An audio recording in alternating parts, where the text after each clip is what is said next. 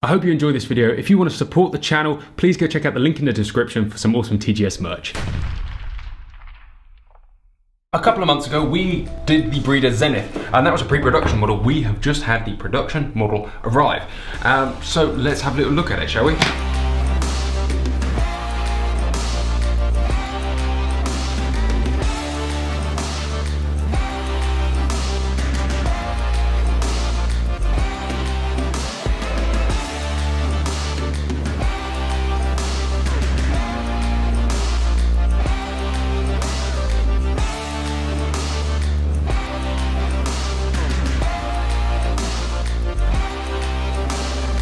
First things first, it now comes with pajamas. These are linen pajamas, and actually that's quite a nice touch, you know. We all get the velour ones with everything else. I love my canvas and linen and anything sort of safari-esque or old school, and this, it does appeal to me somewhat. You pull it out, the first thing you notice is the wood on this one is better than the model we had in, and apparently this is one of two of the first production models that have landed in the country. This is the less good wood model. The other one has a little less straightness in the grain, but it's a nice piece of wood, a nice grade 3, grade 4 piece of wood. Comes with this keyring, that's quite nice, as well as 5 maxi chokes and a choke key. As we discussed last time, the maxi choke is quite a pretty thing, catches the light lovely. And what we are going to do in this video, though we've already looked over this gun, we're going to have a quick look over it. We're then going to go inside the action, have a little look, and then we're going to take it out to the field and pattern test it just to make sure the balls shoot straight. Because the barrel design is slightly different to anything we've seen before, not massively, but it's a new gun, a new style. It's worth just taking it out and giving it a go. Plus, I want to shoot it and see how much it kicks and so on and so forth. So we're going to take it, go, and shoot it. I'm going to do that on camera for you. But first, let's clip it together and have a quick look over. The first thing of note is where you've got that shallow action design, where you have to put this forend on, it's not quite as sloppy as others. So you do need to be quite firm when putting it on and get it in the right place. Just a worthy of note that you might, well, I just spent a minute sort of trying to figure out what I was doing wrong because it wasn't going on like a normal forend, and actually what it does take is a little bit of technique, which is all right. So quickly from the back, we have the same plaid we had on there before, that open cell inside but sealed on the outside. Soft, nice pad. Slippy on the top, grippy on the bottom, a lovely pad design. And that is fitted extremely well to the wood. I wouldn't say hand fitted, but that wood to pad fit is really, really lovely. Wood grade is, I say, a grade 3, and you have a nice bit of fiddleback running along it. Actually, the finish as well, the finish is exceptional. I saw a thing on Breeder's Instagram the other day that did a whole thing about what the special finishes that they use, and actually that they do hand finish it and they do take time over it. And if it takes time, it takes time. They allow up to 20 days finishing time per gun, apparently. Whether that's true or not, I don't know, but it was a nice thing to see that perhaps they potentially care about it. Running along the comb, actually the drop on this is 1 1/4 and 2 1/4, so it's quite high and quite parallel. First thing you notice, it does not dip. It does not dip. Where you've got that really shallow action, actually, you don't get a lot of dip before the nose of the comb. However, that, because they've got to put a big cutout in the side here, it fits your thumb quite nicely. It fills your hand extremely well. You have a nice bit of palm swell, but instead of it being an aggressive palm swell, the whole grip is just gargantuan. And it's extremely long. This is not a gun for small hands. You're going to end up having to choke it up. You're not really going to get the most out of it. I do not have massively large hands, but above averagely large hands would be preferable for this gun. Which is ironic because the rest of it, as you work through the action, is quite slimline. This is a black one. We did a silver one last time, and the black in itself is lovely too. Very nice engraving, just completely different. You know, they've thrown away the rule book and made something different, and I really appreciate that. I don't think it's ugly. Usually when people try and do modern stuff on a gun, I find it quite abhorrent. This, I do like. This is up there. The forend moves back to being quite slim, but as you can see, it's quite fat as well. So you end up with quite a bulbous feel in your hand, almost like, probably a little bit more familiar. Remember the old 686 with the semi-beaver tail? The semi-beaver tail on that, this is what that feels like, that same density in your hand. And there was nothing wrong with that, a really nice forend. For the reason they brought it back for a short period. So that's lovely. You have the Schnabel on the front, you have that cool lever latch on the bottom. Everything about this gun, like I said last time, is a cool, modern-ish, but with real good hints of classic and some great gun making thrown down on top. Plus multi-chokes in the front, the tapered rib, the 2 3/4 chambers, everything like that. All right. For those of you who want more detail or look more, go and check out the other review, as I said. But for now, let's look at the mechanics inside. So things that are notable between this and the prototype. And some of the things I didn't tell you about the prototype because, well, they would have been negative potentially. Maybe I did, can't quite remember. The first thing is that it locks up, closes, and feels that much more smooth on the open and close. They seem to have regulated this that much better. But I think, again, with a pre-production model, it was not meant to be shot, it was not proof. There was a lot of things about it that were not potentially perfect because, again, it's pre-production. You need to get these things clarified. The triggers also on this model are that much crisper. That's something I definitely noticed. The last ones are a touch spongy, but apparently they redid the sears or some such and actually did a small redesign that has just made that take up and everything just a little bit better. Also, the top selector here on the pre-production wasn't quite as slick as this. And this one is very nice, feels great, and well, there's nothing wrong with it. By the look of it, I'm sure I said last time, or maybe I'm not sure I did, you have interchangeable trunnions on this gun as well as interchangeable lumps on the bottom, and so it should go, or interchangeable draw, which should make this gun go on fairly indefinitely, fingers crossed. Right, it is the same as a Caesar Guerini or Krieghoff or Browning stock key. It does not come with one, and where there's no hole in the pad, I presume that means they probably don't want you to take them apart either, but that's never stopped us before. Here we go, out she comes. And here we go. And actually, if you look at the quality of engineering there, it's the first time I've been inside the new one. It is finished better than the last and actually looks really nice. So, let's talk our way through it. So looking our way through this gun, the safety catch there actually just pulls this sear back off the gun. If we push it forward, pull the trigger, which has a tiny take up and extremely crisp pulls. In fact, probably some of the best pulls on the market, depressingly. The second trigger is a slightly bit more take up, but not a lot. And as you pull that, it disengages the sear off of here. If you actually look at the quality of that engineering, the sear engagement is tiny and extremely crisp for a second barrel. That is really crisp. But it is an inertia driven trigger. However exciting that is, my only downside is it has got an exposed spring in there. So, you know, come 20 years time, like a lot of the exposed springs, it will need replacing. The spring units are self-contained, a bit like a Beretta, so you will be able to pull these out of the gun and just buy new units and put them in accordingly, which is quite a nice touch actually. And they are really nicely made. As you can see, a little cross-headed screw slot in there, so you can actually tighten these things up to the correct tension. I don't know whether that's actually any better, but it is nicely engineered. There's no bodgery that's gone on here. In fact, every bit of machining inside this gun is really, really nice. Up to and including the finish on everything is nicely finished. There's no file marks, there's no machine marks. It is really genuinely acceptable. So something that kind of scares me is the potential I might have to work on one of these one day, actually. And I'll explain that further. In that, although it is kind of a trigger plate action, the trigger plate here locking into the action, the trigger plate actually locks in to the action as a large block, so it's almost the whole action goes into the front section of the action here. And that's the only join line there is. I was expecting it to be a pull-away floor plate, as you might expect. But it really is a completely different action design. So this whole back piece is locked into that front section. I mean, if I had a spare day, I'd take one apart just to explore it. Or, you know, a spare weekend and go to Breeder and be taught kindly by them, and that'd be a treat. But yeah, the whole thing really is delightful. As you can see, the U-bolt here is attached to the top lever, which is attached to no spindle or anything, so it's a very shallow top lever. And they've taken a few things, and you can really see some things of other guns here, but you can see some major improvements as well. I really am genuinely extremely impressed by this. Anyway, let's put it back together. So I was expecting, to be honest, to open it up and find something less good. Is that bad? I mean, there's no excuse to make less good now. A lot of the Turkish boys are producing some amazingly built stuff. And actually, for a new Italian company, they need to be that step ahead, and these really are. My personal thing is the way they've dropped those top sears, so it's still a top sear gun, but they've just essentially got the action and squashed it. I love that. I love that. And I love the fact that it's just completely new. You know, I was expecting something different, and I got something.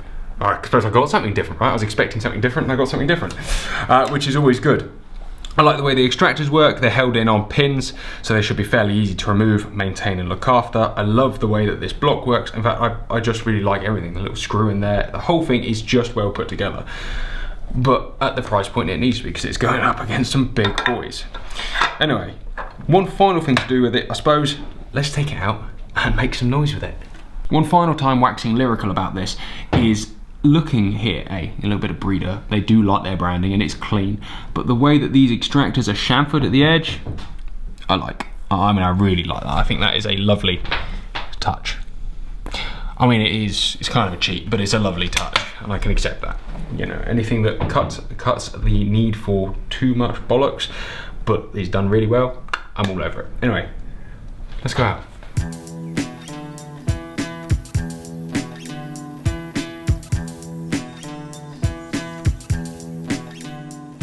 So we're out in the field now with the Black Breeder and the Zenith.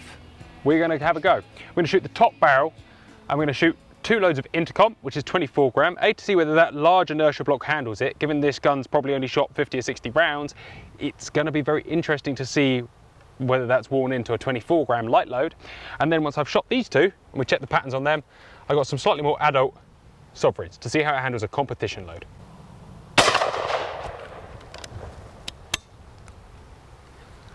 Ejects nicely. I was saying I really love the chamfer on the ejector, mate. I think that's a nice touch. Let's go have a look. It's a nice half pattern that actually for 24 gram. Well, it's not too bad. There's only a few pellets outside. It's Genuinely, that's a real nice pattern. very similar to your double rifle. No, I like that. Anyway, let's chuck a couple of shots through the 24s, see if it changes over quickly.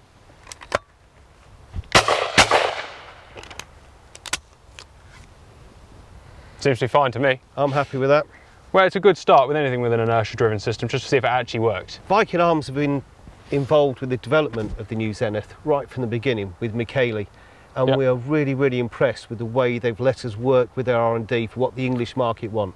I think you've hit something nice here. It's a good sporting gun. Just look at little things like the tapered rib, the extended chokes, the long forcing cones, the ultra-low barrel profile.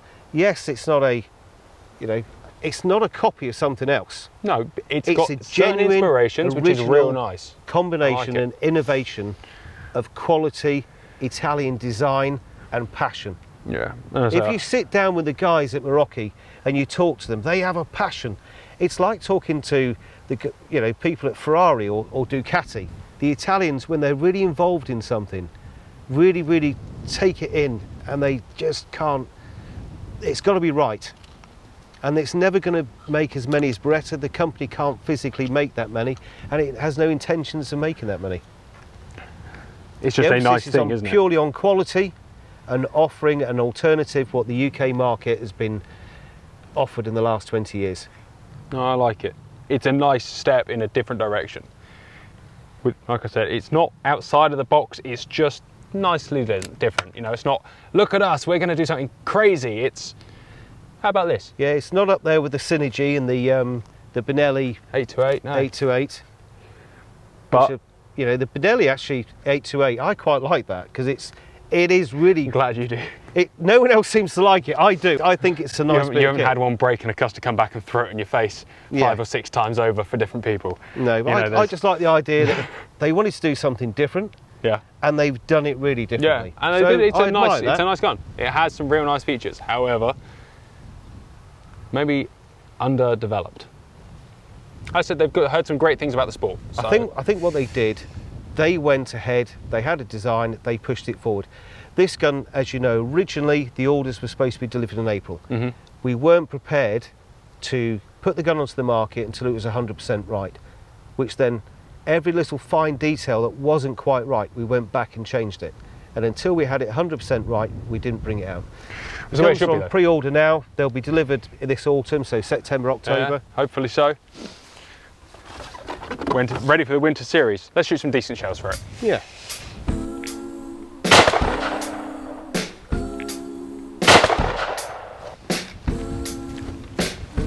Well, there's a bit missing down there and a bit missing there, and it's all the left-hand side That's there. all at the right hand side. Just so that goes to show, no matter what gun you've got, you need to tune your gun with the right It's cartridges. fascinating. I mean, we get a lot of people come through the shop who've never patterned their guns, and I put money that a lot of people haven't. In America, it's a huge thing. A lot of Yep. our American followers will say, yeah, we pattern guns. And all What that. were the It's first cartridges used? fine. Intercomp HVs, and they were absolutely awesome. At the same range, They were same 24 targets, gram. beautifully Are they a spread. different price point? Cheaper, yeah. What are they? $220 a thou? So they're cheaper Yep. and perform better in that gun. Yeah. And we'll So here's another way of looking at it. You buy that gun within a short period of time, it's actually paid for itself because you use cheaper cartridges. depends how much you shoot, doesn't it, Andy?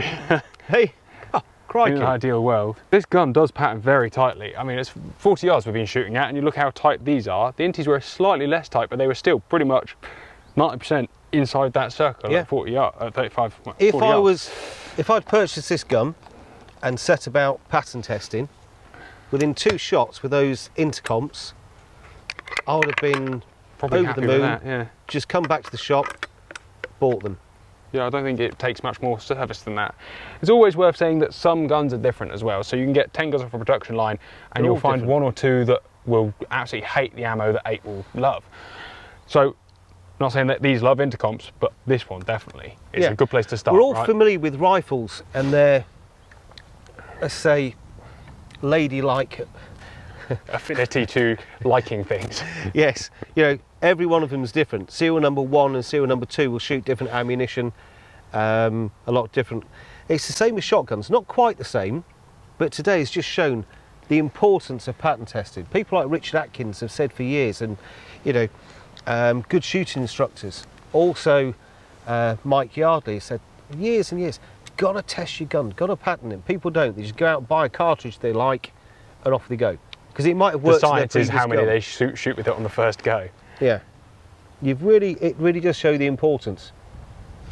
Something that I would love to put on camera is cartridge temperature has bearing as well. Significant bearing on pattern I've found. That cold day patterns and hot day patterns vary. But hey, Purely it doesn't down really to matter. the burn rate of the powder and Yeah. the velocity it produces. Yeah. It's worth saying Andy used to work for Ely for a few years. Yeah, 5 years. I've walked backwards and forwards so many times to you know, pattern plates, testing various things on various guns. So I am quite familiar with the characteristics of Yeah. guns, ammunition, and the ballistics. It's fascinating, involved, so- actually, how I wouldn't say they're bad patterns, but they are. I wouldn't say they're bad at all. They're not However, great. By looking at comparison to the Inties, I would that's certainly have poor. gone for the first Yeah. cartridge straight away. and I love sovereigns. I mean, they're a good shell. But that's I like the idea of the first ones. They're 24 gram, they're cheaper, light recoil, because Yeah. I'm getting more recoil sensitive as I they're get older. And they're a good cartridge as well. If you think about it, they're a really nice bit of ammunition overall. Anyway, I don't really have a lot more to say about that, but the gun shoots nice. It doesn't kick badly at all. Not for what it is, not by comparison. You always get an unnatural kick when shooting a shotgun at a static target. It changes over with light loads for a mechanical trigger, which is nice. It patterns exceptionally with the right cartridge. It patterns quite tightly. That's probably something you should take home, is that my usual thing is I start at full and work my way down until I'm happy.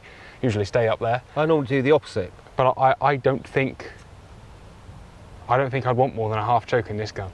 Well, you got the 90mm chokes, you got the Maxi 90mm, you got the long forcing cones, which also reduce recoil, and it's not massively overboard. 18.6. And we've got the game gun coming, which will be nominal board. That's nice. And is that going to vary in engraving, or is that going to be the same? It'll be totally different engraving, it will be scroll. But there's one thing you haven't noticed on this gun, is that it's 2 3/4. I did clock that. Okay, so The game will be a 3. The game will be a 3-inch, then I take it. Or no, okay, No. you're keeping it that. keeping 2 3/4 I like that. nominal bore. How many people do you know shoot a 3-inch cartridge? A lot of wildfowlers, but But it's not You're really a a regular bloke. wildfowling gun, you'd buy Not a really. semi-auto, wouldn't you? personally, yeah, You would, anyone would. Yeah. I've never seen anything like this on a marsh. I think you'd be crazy. Yeah. Buy something that nice to take So- to the marsh. Why is it that nobody buys a 3-inch shell, yet all the manufacturers have started to chamber their guns in 3-inch?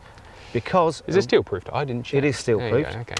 Okay, but and that's why the most Yeah. of them are 3-inch, because people thought steel was the way forward, it was going to rush through. It's the modern Everybody sporter thought- ideal as well, isn't it? Everybody thought they were going to use 3-inch shells in steel, but now steel shells have come along so well in the 2 3/4 inch. Every English manufacturer makes a good quality steel shell, Yeah. and they're all 2 3/4. You don't need 3-inch because obviously you get more pellets to the weight. The steel's lighter than Yeah. lead, so you're going to get more pellets. So we opted to make it 2 3/4 inch. The other thing is, in the UK, I said this gun was built very closely for UK spec. Richard Atkins did an awful lot of work on what's called balling. and that was because most guns were using 3-inch, and the people were using 2.5-inch shells for both game and for sporting. With the fibre wad, the charge was burning over in the long forcing cones and the overbore, melting the lead, forming clumps. So at 50 yards, you get bonded shells. You were or bonded getting lead great clumps, big balls, so like musket balls, Yeah. which isn't ideal. It's not going to do your patterns any good.